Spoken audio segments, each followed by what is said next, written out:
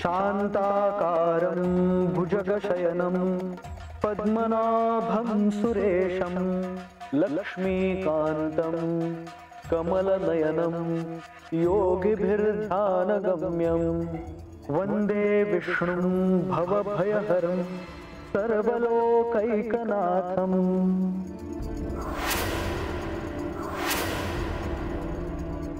अतीव सुंदर।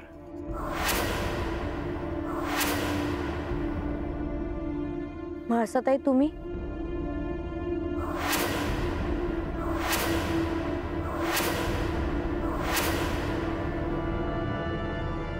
देवी आपण? मला यांनी सांगितलं म्हणून मी तुम्हाला भेटायला आले। आपलं तसं बोलणं झालं होतं ना? अहो हो। मग हे काय?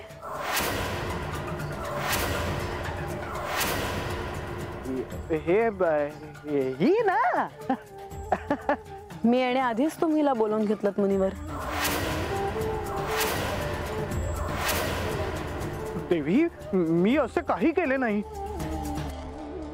त्यांनी मला नाही बोलवलं, मी आज आले आहे। मी तुला विचारलेलं नाही।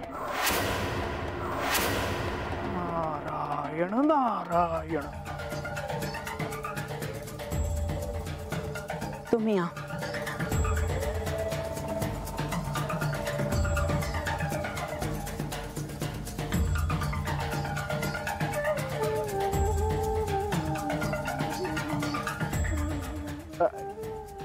हे काय देवी? मुनिवर, मी माझ्या हाताने भोजन तयार करून आणले आहे। मी अभी भाकर केली आहे। पण कशाला कष्ट घेतले देवी? आपण आख्यान करून असेच निघून गेलात मुनिवर। आपण अन्नच ग्रहण करायला नको। देवी अहो पण मी सूर्यास्तानंतर अन्नच ग्रहण करत नाही। असे कसे मुनिवर? मी गडावरून अन्न ग्रहण केल्याशिवाय कोणालाही पाठवत नाही। नारायण नारायण। महाराज, तुम्ही म्या केलेल्या भाकरीचा एक घास घ्यावा अशी माझी इच्छा आहे। मुनिवर, आपण अन्न ग्रहण करावे आणि मी केलेल्या भोजनाचे आपण सेवन करावे अशी माझी इच्छा आहे।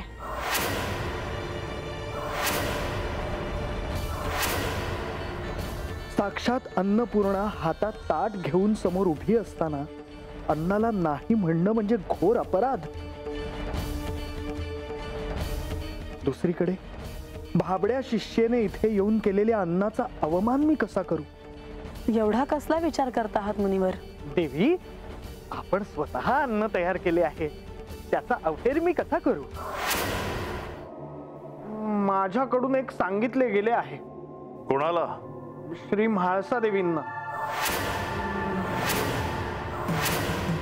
वाटलेच मला, तुम्हाला जे सांगितले आहे त्यापेक्षा अधिक कार्य तुम्ही केलं नाही असं कसं होईल? सांगा।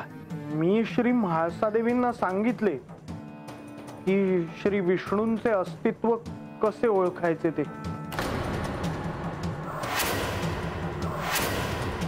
हे तुम्ही का सांगितलं मुनिवर? माझ्यावर असे रागावू नये, त्यांनी आग्रह धरला म्हणून मी सांगितले। मुनिवर, नेमके काय सांगितलेत? मी त्यांना असे सांगितले की श्री विष्णूंची स्तुती सुरू असताना जर चंदनाचा सुगंध आला तर असे समजावे की तिकडे श्री विष्णूंचे अस्तित्व आहे।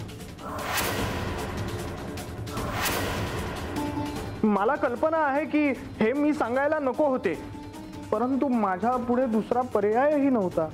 आता जर त्यांनी राज्यसभेत विचारलं तर काय सांगणार आहात? हे काय समोर बसलेलेच आहेत।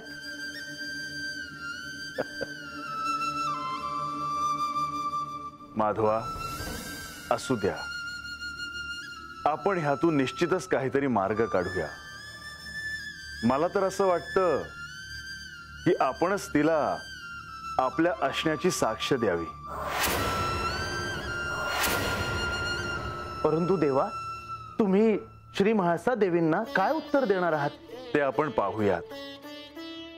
पण मुनिवरांची त्यावेळी काय अवस्था झाली असेल हे मी समजू शकतो। मुनिवर, चिंता नसावी. आपण असे बोललात आधार वाटला, परंतु मला आणखी एक असे वाटते आहे की त्या दोघींची एकत्र येण्याची जरी शक्यता दिसत नसली तरी ते अशक्य नक्कीच नाही. वाह, काय हा आत्मविश्वास. खरेच प्रभू. मुनिवर, ते तितकं सोपं नाही. तरी पण आपण त्या दोघींना एकत्र कसे आणता येईल ह्यासाठी प्रयत्न करूया. नारायण नारायण. मी येऊ का?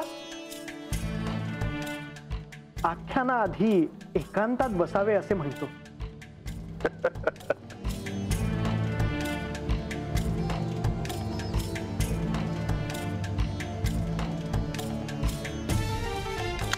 नारायण नारायण.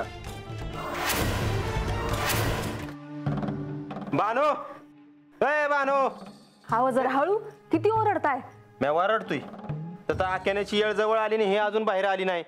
ए ऐका, बरं झालं तुम्ही दोघं आला सा. आता संगत जाऊ आख्यानाला. नाही ते जाऊ, पर मला एक सांग, ते महाराजासनी राज्याला जेवाय घातलं का नाही? होय. अरे तर चूल मांडली न भाकर केली म्या. होय का? बरं असं का, हे काय मला कळलं नाही. अहो मी येतच होते, तुम्ही नाही येऊ दिलं. नाही नाही नाही नाही, बरं झालं तू नाही आलीस. मासा ताई आल्या होत्या नंतर तर. काय म्हणतीयच? पण कशाला? अगं त्या बी आल्या होत्या जेवणाचं ताट घेऊन. मग तुमची तर फार झुपलीच असेल. नाही, भांडलो नाही आम्ही. होय का? मग काय गोडधोड वाटाय पाहिजे समजीकडा. रंग्या, ह्यांच्या जिभेला काही हाडच नाही. बरं मी काय म्हणते, मला आख्यानात लवकर जायचं आहे. तेव्हा आता बोलत बसू नका, चला. ए बानो, अगं खता आजा नाही म्हणून आमासनी तुझी काळजी वाटते. असं कुठं बी कवा बी निघून जाऊ नकस. आणि लहान तोंडी मोठा घास. परत आता आख्यान सुरू झाल्यावर महासदेवी संग तंटा नगा करूजी. म्या तंटा करते वय. समदे घाबरतात त्यासनी. तुम्हासनी नाही भ्या वाटत? आधी वाटायचं, पर आता म्या नाही भीत कोणाला. चला निघूयात.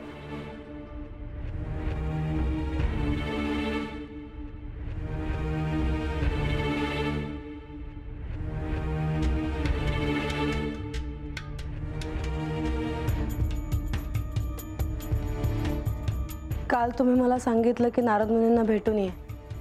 मला त्याचा खूप आनंद झाला. नारद मुनींनी तुला जे काही सांगितलं त्यामुळे तुला सहाय्य होत आहे असं तुला वाटतंय का? हो निश्चितच. कामधेनू देवी कोण, त्यांचे स्वरूप कसे, हे त्यांनी सविस्तर सांगितले. ह्याचा अर्थ तुला ह्याचा लाभ होणार आहे. केवळ मलाच नाही, तिला देखील. बानूला? अर्थात. तीही तिथे आली होती. पण मला हे कळत नाही की हे घडवून कोणी आणलं. म्हाळसा जे घडून गेलं आहे त्याचा विचार नको करू. आता पुढे काय करायचं आहे हे ठरव. मला काय करायचे आहे हे मी ठरवले आहे. श्री विष्णूंविषयी मला अत्यंत महत्वाचे काहीतरी कळले आहे. नारद मुनींनी तुला काय सांगितलं आहे? श्री विष्णूंचे अस्तित्व कसे ओळखायचे हे मला समजले आहे. पण हे तू विचारलंस की त्यांनी तुला सांगितलं? ती गेल्यानंतर मीच त्यांना विचारलं. कदाचित समुद्र मंथनातून पुढील रत्न कोणते बाहेर आले हे कळलं तर स्पष्टपणे मला कळू शकेल.